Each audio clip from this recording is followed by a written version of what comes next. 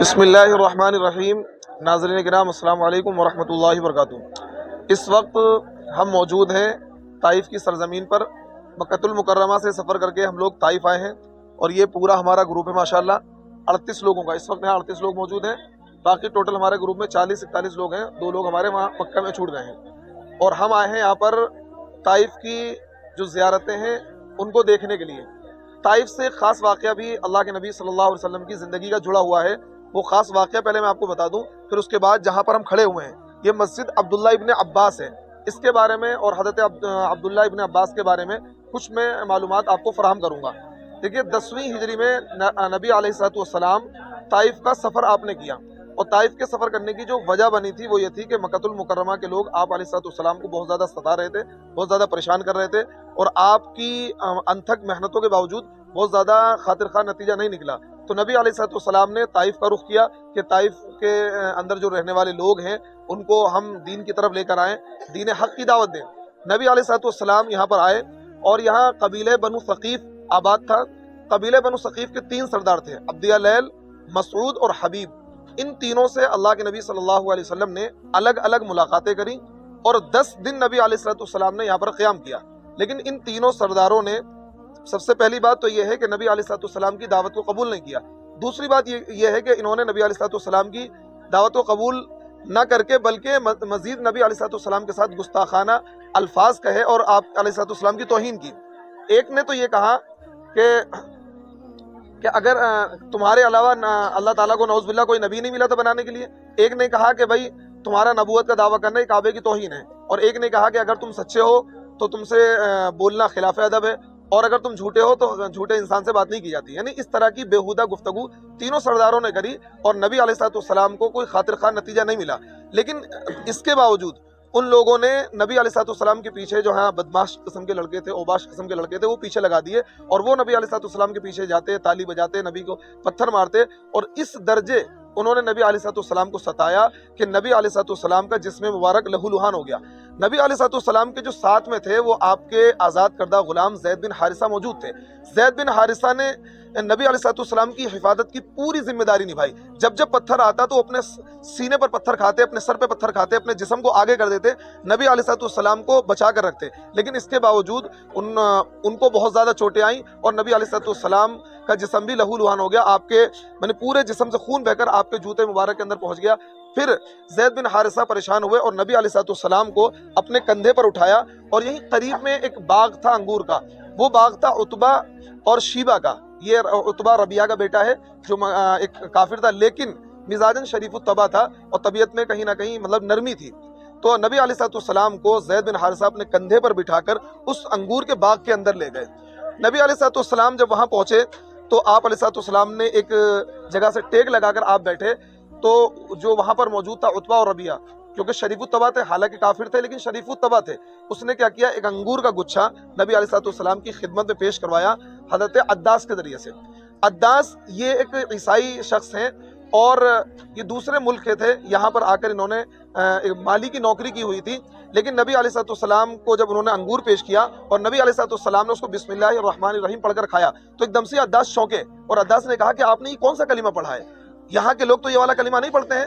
تو اللہ کے نبی صلی اللہ علیہ وسلم نے ان سے پوچھا تم کون ہو اور کہاں گئے؟ اس نے کہا میرا نام عداس ہے اور میں نینوا کا رہنے والا ہوں۔ تو نبی علیہ السلام نے کہا اچھا وہ نینوا جہاں یونس بن متہ پیدا ہوئے تھے؟ تو عداس نے سوال کیا کہ حضرت یونس کو آپ کیسے جانتے ہیں؟ تو اللہ کے نبی نے شاید فرمایا حضرت یونس کو میں اس طرح جانتا ہوں کہ وہ بھی نبی تھے اور میں بھی اللہ کا نبی ہوں۔ تو پھر جب اس طرح کی گفتگو اس نے سنی تو اس نے کہا کہ میں نے آپ کا تذکرہ توریت کے اندر پڑھا ہے، اور پھر اس نے نبی علیہ السلام سے کہا اسلام کے بارے میں آپ مجھے بتائیں۔ اسلام کے بارے میں نبی علیہ السلام نے بتایا تو اس نے اسلام قبول کر لیا۔ تو طائف کا یہ جو سفر تھا بہت ہی نبی علیہ السلام کے لیے بڑا خطرناک سفر رہا، اور بڑا ایسا معاملہ رہا کہ نبی علیہ السلام پر مصیبت کا پہاڑ ٹوٹ پڑا۔ حضرت عائشہ رضی اللہ تعالی عنہا نے ایک موقع پر نبی علیہ السلام سے سوال کیا، اللہ کے نبی آپ کے جو احد کا دن تھا، کیونکہ غزوہ احد میں 70 صحابہ شہید ہوئے تھے، اور خود نبی علیہ السلام کے جو چچا تھے حضرت امیر حمزہ شہید ہوئے تھے، وہ دن نبی علیہ السلام پر بہت شاق گزرا تھا۔ نبی علیہ السلام بہت زیادہ انتحال ہو گئے تھے، بہت زیادہ پریشان ہو گئے تھے۔ تو حضرت عائشہ نے سوال کیا کہ احد کے علاوہ بھی کوئی دن ایسا ہے جو آپ کے اوپر بہت زیادہ بھاری گزرا ہو؟ تو نبی علیہ السلام نے کہا کہ ہاں احد سے زیادہ میرے اوپر جو بھاری دن گزرا ہے، جو مجھ پر بہت زیادہ تکلیف کے پہاڑ ٹوٹے ہیں، وہ طائف کی سرزمین پر ٹوٹے ہیں۔ طائف کے میدان میں جب مجھے ستایا گیا، مجھے مارا گیا اور میرے پر پتھر برسائے گئے، جب نبی علیہ السلام زخموں سے چور ہو کر اس باغ میں بیٹھے ہوئے تھے، تو اللہ تبارک و تعالیٰ نے آپ کی خبر گیری کرنے کے لیے حضرت جبریل امین کو بھیجا، اور حضرت جبریل امین نے آ کر یہ کہا کہ اے نبی، آپ حکم دے تو اس بستی کو تباہ و برباد کر دوں، اس بستی کو میں ہلاک کر دوں۔ لیکن نبی جو تھے وہ نبی رحمت تھے، یعنی یہ واقعہ مطلب جب بیان کرتے ہیں تو اندر سے ایک ایسا ہوتا ہے کہ مطلب رونے کو من کرتا ہے۔ نبی علیہ السلام نبی رحمت تھے، نبی رحمت نے کہا وما ارسلناک الا، کیونکہ نبی رحمت کے بارے میں قرآن نے کیا کہا ہے، وما ارسلناک الا رحمت للعالمین، اللہ کے نبی پوری کائنات کے لیے رحمت بنا کر بھیجے گئے تھے۔ رحمت للعالمین نے کہا کہ نہیں، مجھے یہ امید ہے کہ ہو سکتا ہے کہ ان کی آنے والی نسلیں ایمان کو قبول کریں، اسلام کو قبول کریں، اور پھر یہاں سے اسلام کی شاخیں پھوٹیں، اور وہی ہوا۔ نبی علیہ السلام نے حضرت جبریل کو منع کر دیا کہ نہیں، ایسا کچھ بھی نہیں ہوگا، اور پھر اس کے بعد آج الحمدللہ یہ طائف کی سرزمین وہ سرزمین ہے کہ یہاں پر ایک بھی غیر مسلم نہیں ہے، سارے کے سارے مسلمان ہیں۔ نبی علیہ السلام نے وہاں بیٹھ کر بڑی مضطرب حالت میں، بڑے پریشانی کی حالت میں اللہ سے دعا مانگی۔ وہ دعائے مستضعفین کے نام سے مشہور ہے، اور اس کے کلمات بڑے جامع ہیں۔ دو ایک کلمات میں آپ کو بتاتا ہوں۔ اللہ کے نبی نے کہا کہ اے اللہ، کہ تو بے کسوں کا رب ہے، تو پریشان حال لوگوں کا رب ہے، میں اس وقت بے کس ہوں، مجبور ہوں، بے سہارا ہوں، تو ہر بے سہارا انسان کا رب ہے۔ نبی علیہ السلام نے اس طرح کی وہاں دعا مانگی، اور اس کے بعد نبی علیہ السلام یہاں سے گئے۔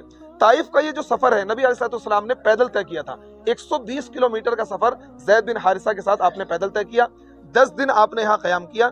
تو دیکھیے ابھی ہم یہاں جو موجود ہیں، یہ مسجد عبداللہ ابن عباس ہے۔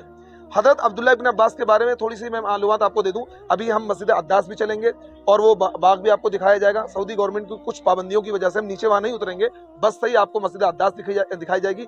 مسجد عداس جو ہے وہ اسی جگہ پر واقع ہے جہاں پر نبی علیہ السلام نے قیام کیا تھا، جہاں پر آپ جا کر ٹھہرے تھے، جہاں پر آپ کو انگور کا خوشہ پیش کیا گیا تھا، اس جگہ پر سعودی گورنمنٹ نے مسجد بنائی ہوئی ہے۔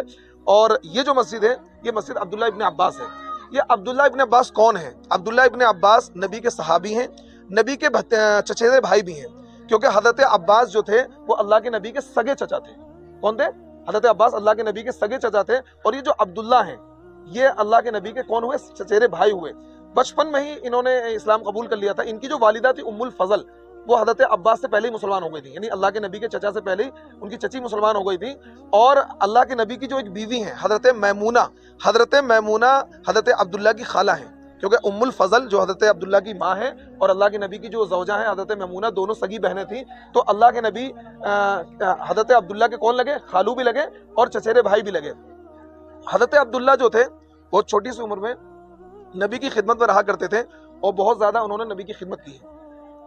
اور ایک خاص دعا نبی علیہ السلام نے حضرت عبداللہ کو دی تھی۔ وہ دعا یہ تھی کہ ایک دن رات میں اللہ کے نبی وہیں، یہ حضرت میمونہ کے وہاں سوئے ہوئے تھے، کہ دن میں جاتے تھے کھیلنے کودنے کے لیے، اللہ کے نبی سے علم حاصل کرتے تھے، تو جب رات کا وقت ہو گیا تو اپنی خالہ کے گھر سو گئے۔ رات میں اللہ کے نبی تہجد کے لیے اٹھے، تو انہوں نے نبی علیہ السلام کے لیے پانی بھر کے دیا لوٹے میں۔ تو حضرت میمونہ کہا کہ آپ کو جو پانی بھر کر دیا ہے وہ عبداللہ نے دیا ہے۔ تو اللہ کے نبی نے ان کو ایک دعا دی، اور یہ کہا اللہم علمہ فقہہ فی الدین وعلمہ التاویل۔ یہ دعا دی کہ اے اللہ، اس عبداللہ کو آپ دین کی فقاہت عطا کر دیجئے اور تعویل کا علم عطا کر دیجئے۔ تو عبداللہ ابن عباس کو اللہ تبارک و تعالیٰ نے بہت زیادہ علم سے نوازا، بہت زیادہ علم سے نوازا۔ یوں کہہ لیجئے قرآن پاک کی تفسیر سے ریلیٹڈ جتنی بھی احادیث ہیں وہ ساری کی ساری حضرت عبداللہ ابن عباس سے مروی ہیں۔ اسی وجہ سے حضرت عبداللہ ابن عباس کو ترجمان القرآن کہا جاتا ہے، حبر الامت کہا جاتا ہے۔ اسی وجہ سے حضرت عبداللہ ابن عباس کی جو تفسیر ہے، تفسیر عبداللہ ابن عباس، یعنی صحابہ میں بہت بڑا مقام ہے۔ عبداللہ ابن مسعود جو ہیں حدیث کے امام ہیں، ابو ہریرہ حدیث کے امام ہیں، لیکن یہ قرآن کی تفسیر کے امام ہیں حضرت عبداللہ ابن عباس۔ حضرت عبداللہ ابن عباس جو ہیں مدینہ المنورہ میں رہتے تھے، کیونکہ ہجرت کر کے چلے گئے تھے۔ اس کے بعد مدینے سے آپ کوفہ چلے گئے، حضرت علی نے کوفہ کا گورنر بنا دیا تھا۔ پھر کوفہ کی گورنری سے ان کو کسی مقصد کے تحت ہٹایا گیا تو مکہ المکرمہ آ گئے۔ مکہ المکرمہ سے پھر وہ ہجرت کر کے طائف آ گئے، اور پوری زندگی حضرت عبداللہ ابن عباس جو اللہ کے نبی کے چچیرے بھائی بھی ہیں، اللہ کے نبی کے بھانجے بھی ہیں، پوری زندگی انہوں نے طائف میں گزاری۔ 68 سال کی عمر میں ان کا انتقال یہیں پر ہوا۔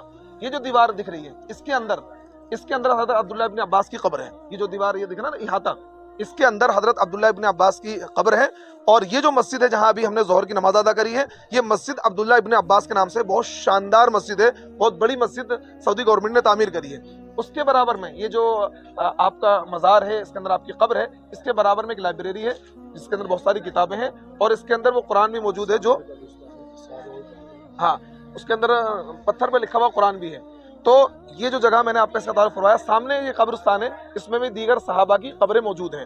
تو اب ہم یہاں سے چلیں گے انشاءاللہ مسجد لائبریری چلیں گے، لائبریری آپ کو دکھائیں گے، اس کے بعد مسجد عداس دکھائیں گے اور انگور کا وہ باغ دکھائیں گے، اور وہ جگہ دکھائیں گے جہاں سے نبی علیہ الصلوۃ والسلام کو پتھر مارے گئے تھے۔ اللہ رب العزت ہمارے سفر کو قبول فرمائے۔